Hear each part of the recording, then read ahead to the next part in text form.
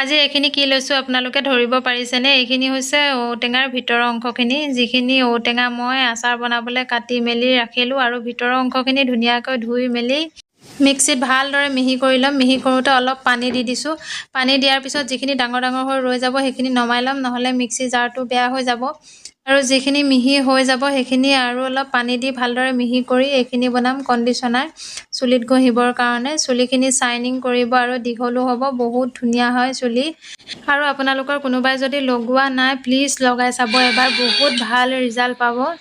আৰু মই যিহেতু অলপ সৰহকৈ কৰিছোঁ, 3টামান পাত্ৰত একদম সৰহকৈ ফুল কৰি থৈ দিম আৰু যেতিয়াই মন যাব তেতিয়াই লগাম।